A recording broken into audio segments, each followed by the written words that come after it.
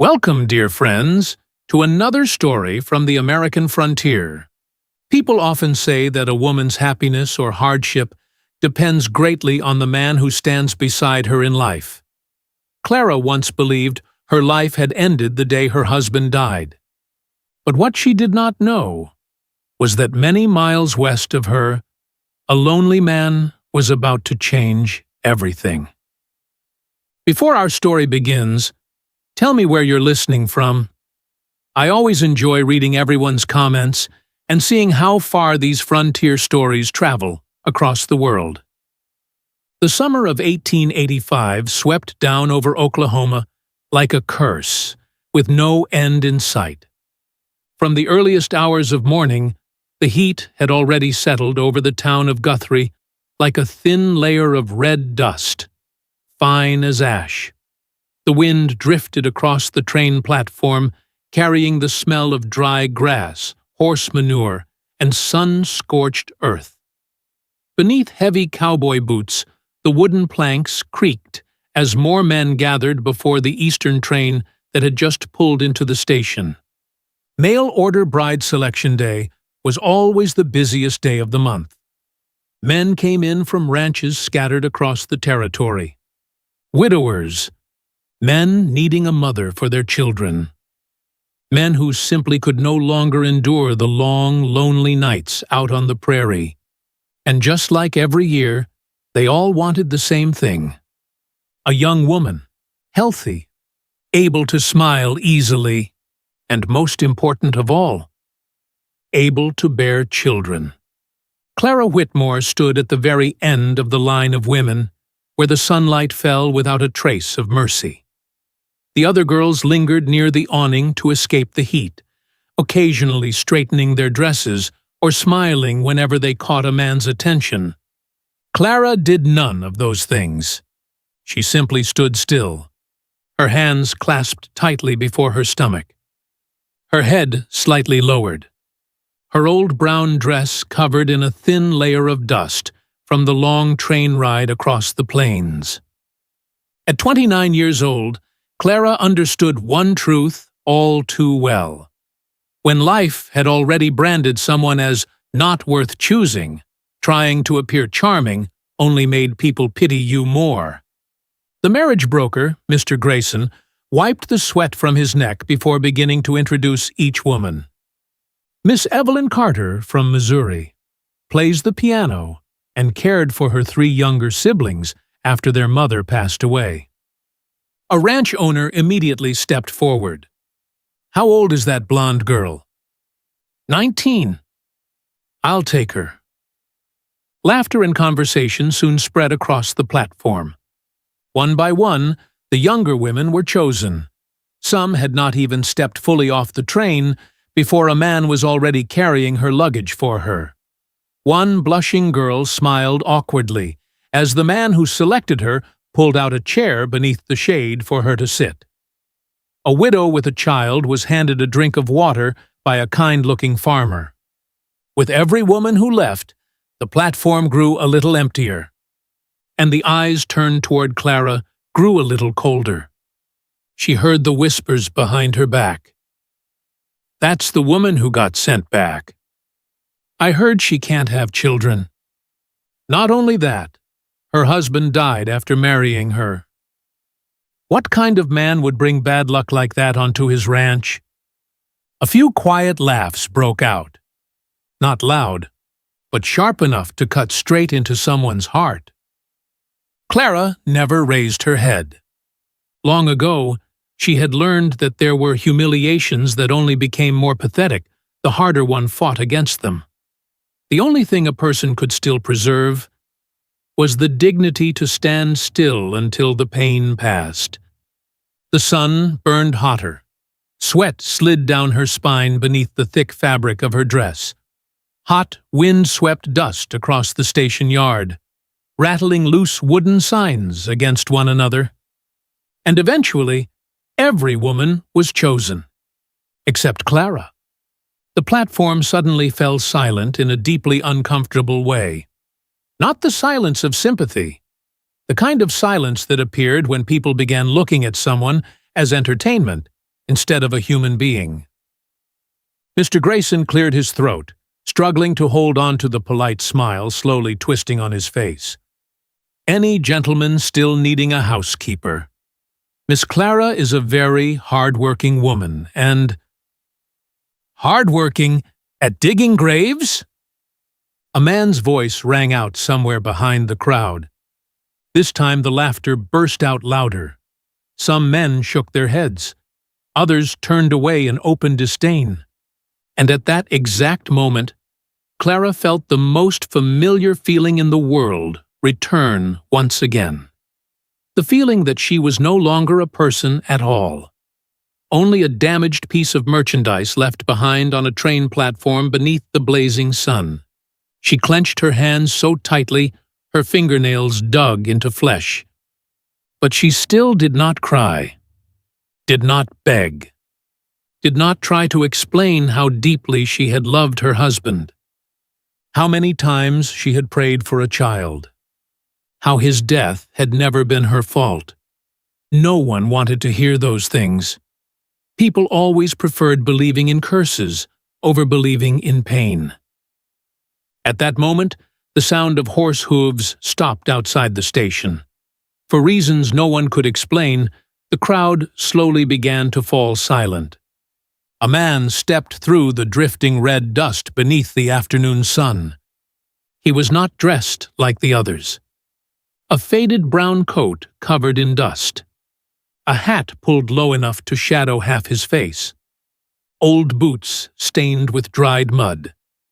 And the walk of a man long accustomed to loneliness. Elijah Boone. His name moved through the crowd in hushed whispers. Everyone in Guthrie knew Elijah Boone, the widowed cowboy living out on the western prairie, the man who had lost both his wife and young son to fever 2 years earlier. The owner of a ranch slowly dies beneath endless drought, and the man who had stopped going to church the day he buried the last member of his family. Elijah stopped before the platform. Mr. Grayson immediately let out a relieved breath, like a drowning man finally seeing shore. "Mr. Boone," he forced a smile. "I didn't think you were still looking for a wife." Elijah did not answer right away. His gaze drifted across the remaining women, then stopped entirely on Clara. Not the kind of look a man gave while judging merchandise. Not curiosity. Not pity. Not suspicion. Only a strange sort of look. As though he recognized something inside her silence. Clara suddenly realized her hands were still clenched tight. A thin line of blood had already soaked through the fabric where her fingernails pierced skin. Elijah saw it, and perhaps he understood.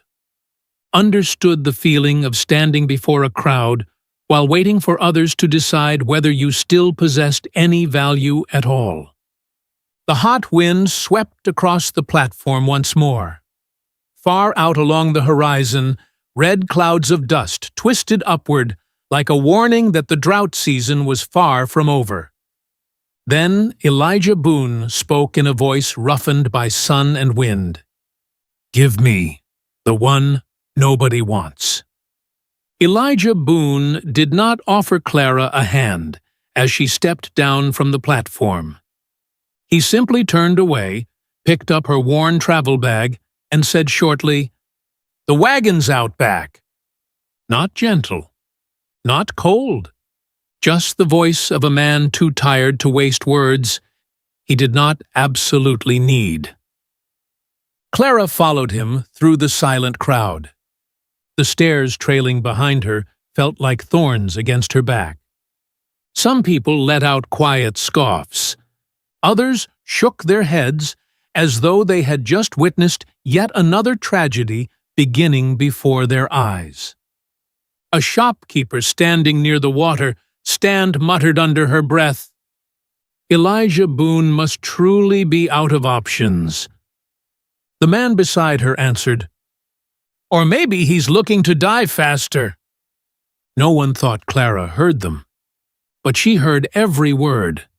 She heard them as clearly as she had heard every cruel thing people had whispered about her for years. Only one thing was different this time. For the first time, she was no longer standing alone. Elijah's wagon was so old that every time the wheels rolled over a patch of stone, the entire thing groaned like it might split apart. The two thin horses pulled the wagon slowly away from Guthrie as the sun began sinking toward the edge of the plains. Neither of them spoke during the first half hour.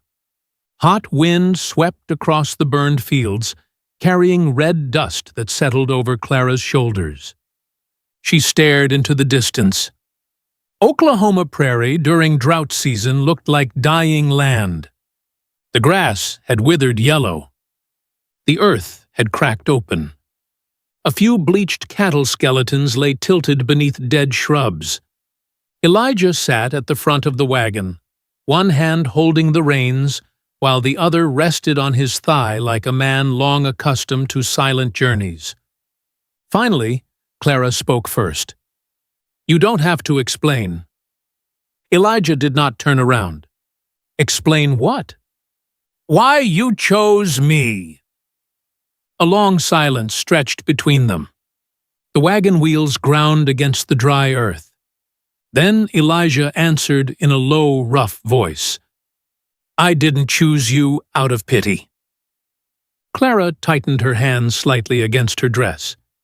She did not know why those words hurt her chest more deeply than the insults back at the station. Elijah continued, "I needed someone who knows how to work.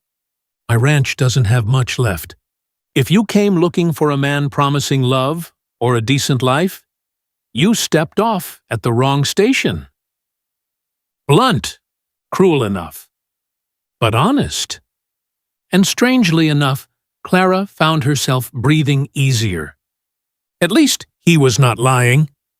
She looked toward the horizon burning red beneath the sunset before answering softly, "I didn't board that train looking for love." Elijah stayed quiet for several seconds. "Then, what were you looking for?" Clara thought for a long time before replying. "A place where people don't look at me like I'm a curse." This time, Elijah truly turned to look at her. The last light of day cast weary shadows across his face. He looked far older than he truly was. Not because of age, but because of loss. He studied Clara for a long moment before looking away again. "You won't be driven off my ranch."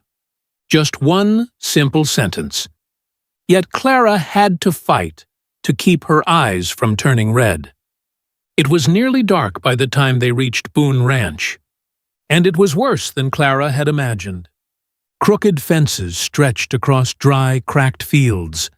A windmill stood motionless beneath the purple-red sky. The horse barn leaned to one side as though one strong gust might collapse it entirely. Farther out, several skeletal cattle scraped in the dirt, searching for whatever grass remained. This did not look like a ranch. It looked like the remains of a dead dream. Elijah climbed down first. He loosened the horses' harnesses before speaking. "Water has to be rationed. The well's nearly dry. You can take the room behind the kitchen." Clara nodded quietly. Inside, the house was darker than she expected. The air smelled of old wood, dusty earth, cold coffee, and loneliness that had lasted far too long. There was no sign of a woman's touch anywhere. Everything existed only at the level of barely enough. A wooden table carved with deep scratches, a soft blackened stove, two mismatched chairs, a coat still hanging from a wall peg, as though no one had touched it in weeks. But the thing that made Clara stop the longest was the small wooden horse sitting on the shelf near the window.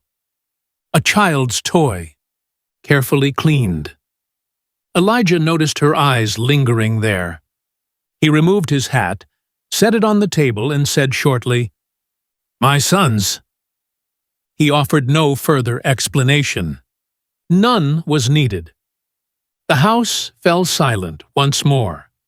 But it was a different kind of silence now. Not the mocking silence from the station earlier that day.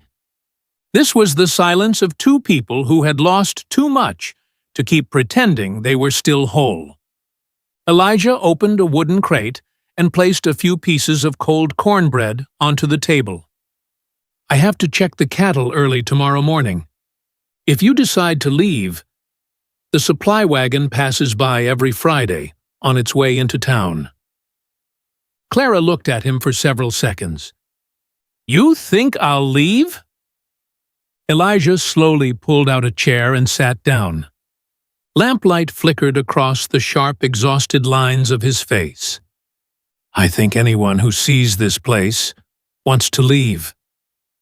Hot wind slipped through the cracks in the walls, making the oil lamp tremble. Outside, the dark prairie stretched endlessly, like a dead sea beneath the night. Clara quietly stepped toward the window. Far along the horizon, red dust still curled beneath the thin crescent moon. A barren land. A dying ranch. A man who no longer believed in tomorrow. And strangely enough, it was the first place in years that made her feel she could stay. The next morning, Elijah left the ranch before sunrise. Clara woke to the sound of the door closing softly. She lay still for several seconds in the small room behind the kitchen, listening to the fading sound of horse hooves beyond the dry yard. Then silence settled over the house again like a layer of old dust. A place that once held a family always carried a different feeling. Even after the people inside were gone. Clara stepped outside just as the first light of morning touched the prairie. The air was already hot, though the sun had not yet climbed high. Wind carrying the scent of dry earth and burned grass slipped through the cracks in the rotting fences. She stood in the yard for a long while, watching. A bucket beside the nearly dry well. A pile of firewood left unsorted. A torn curtain flapping noisily in the wind. And a chicken coop that looked almost abandoned. No one told her what needed to be done. But Clara understood very well what happened to places left neglected too long. They began dying from the smallest things first. By noon, the kitchen already looked different. She wiped the thick dust from the dining table, washed the chipped porcelain dishes using the little water left in the barrel, mended the torn curtain with thread pulled from her old dress. By afternoon, Clara found dried beans and cornmeal in the storage shed behind the house. She lit the stove. The smell of hot cornbread filled the kitchen for the first time in many months. When Elijah returned at dusk, he stopped just outside the doorway. He did not step inside immediately. He simply stood there as though uncertain whether he had walked into the wrong house. Clara stood with her back to the stove. Firelight flickered across the brown hair tied neatly behind her neck. The clean curtain swayed gently in the evening wind. Something in this house had changed. Not dramatically, but enough that the place which once felt like nothing more than a lonely man's shelter was beginning to resemble a home. Elijah slowly removed his hat. "What's that smell?" "Cornbread." "Haven't smelled that in a long time." Clara turned to look at him. "You should eat before it gets cold." Elijah sat down at the table. He ate very slowly, like a man who had spent so long eating alone that he had forgotten what it felt like for someone to wait for him to come home for supper. Neither of them spoke much, but for the first time since Clara boarded that train to Oklahoma, the silence no longer made her feel lonely. The following days passed in small, exhausting chores. Clara repaired the chicken coop, hung laundry between two wooden posts, used every drop of leftover water from washing vegetables to moisten the dry patch of soil behind the house. Meanwhile, Elijah left the ranch before dawn each day, trying to save what remained of his cattle. And each evening, he returned later than before, quieter than before. One afternoon, Clara saw him sitting beside the fence for a long time after climbing down from his horse. Out in the field, another cow had just died. Elijah did not move. He simply sat there beneath the blood-red sunset, elbows resting on his knees, as though every ounce of strength inside him had been drained away by this land. Clara brought him water. Elijah accepted it, but did not drink immediately. 3 more today. His voice was rough and worn. There's not enough grass left. Clara sat down across from him on the wooden rail. Hot wind swept across the cracked earth between them. Elijah. He let out a quiet laugh. The laugh so exhausted it sounded almost painful. You know what's funny? Clara stayed silent, waiting for him to continue. I used to think losing my wife and son was the worst thing that could ever happen to me. He stared toward the dead prairie in the distance. But it turns out, watching the last thing you still have die a little more every day is what truly wears a man down.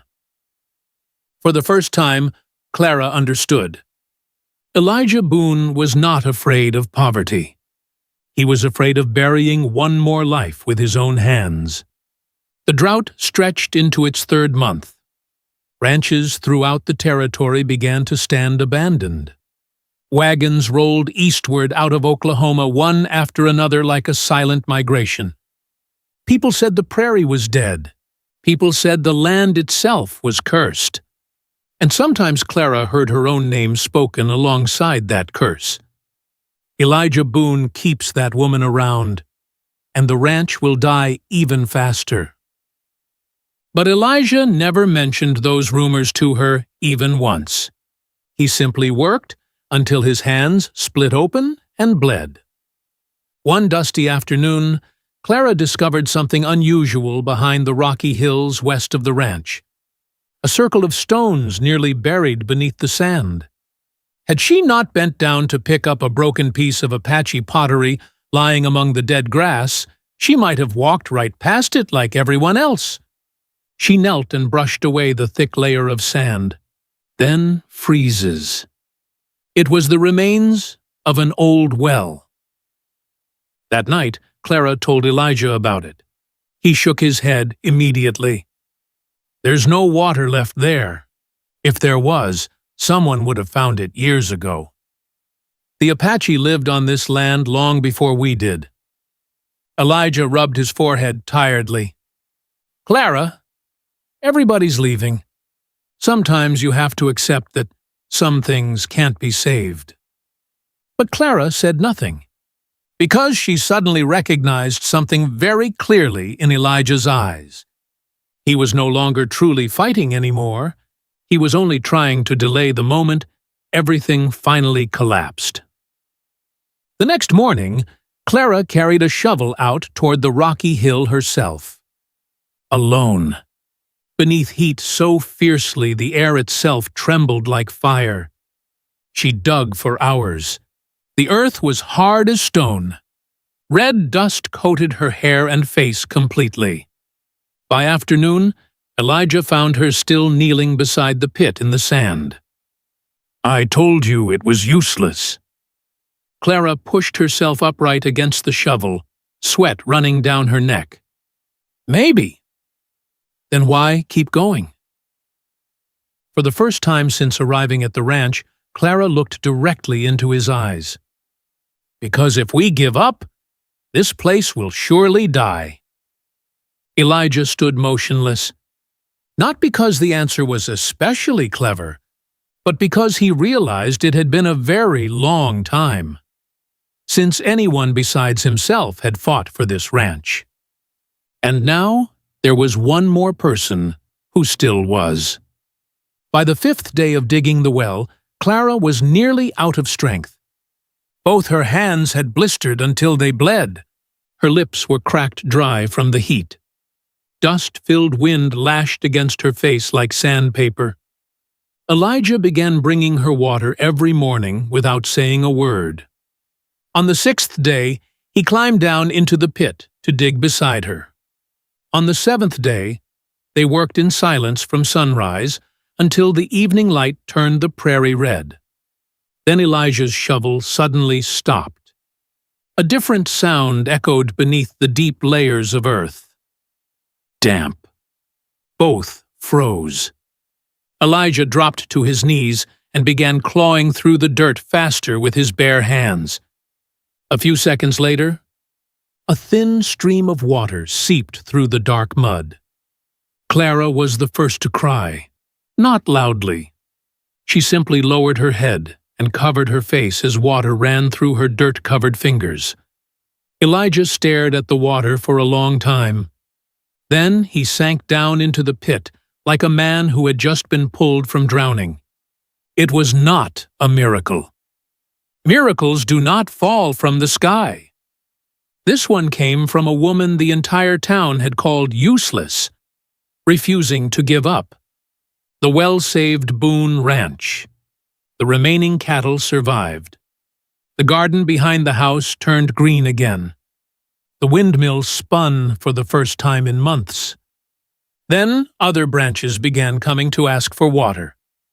The same people who once looked at Clara like a bad omen now stood silently listening as she explained how to preserve water, dig irrigation trenches, and shield the well from blowing sand. No one laughed anymore. One late summer evening, Elijah sat on the porch watching the burning red sun sink beyond the prairie. Clara brought out 2 cups of coffee. The hot wind had softened now. Far in the distance, the cattle gathered around the new water trough. Elijah accepted the coffee from her hand, but did not drink immediately. He stared across the prairie for a long while before speaking softly. "I used to think I needed a woman who could give me children." Clara remained silent. Elijah gave a faint, sorrowful smile. "Turns out, what I really needed was someone strong enough to stay when everything around us was dying." Clara lowered her eyes to her hands. The fresh calluses still marked her skin. "This place survived because you refused to abandon it." Elijah turned to look at her. "No." His voice was very low. "This ranch survived because you didn't abandon me." The wind drifted across the porch, soft, warm, carrying the first scent of damp earth after months of drought.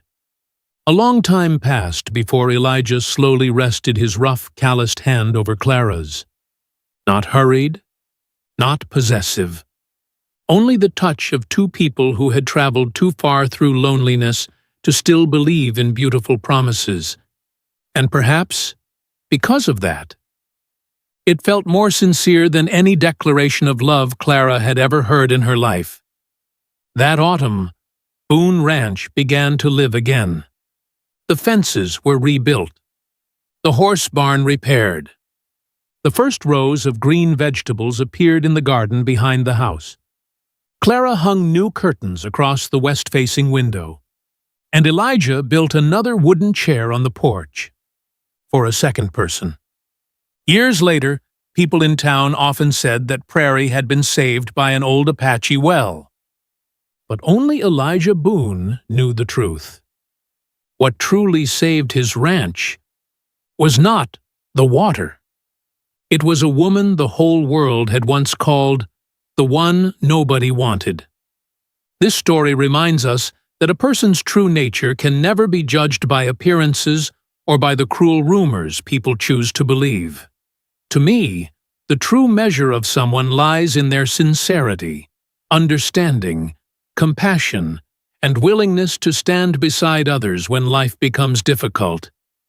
And if you enjoy authentic Old West stories like this one, don't forget to like and subscribe to the channel so you won't miss more stories still to come. Thank you for staying until the very end of this journey.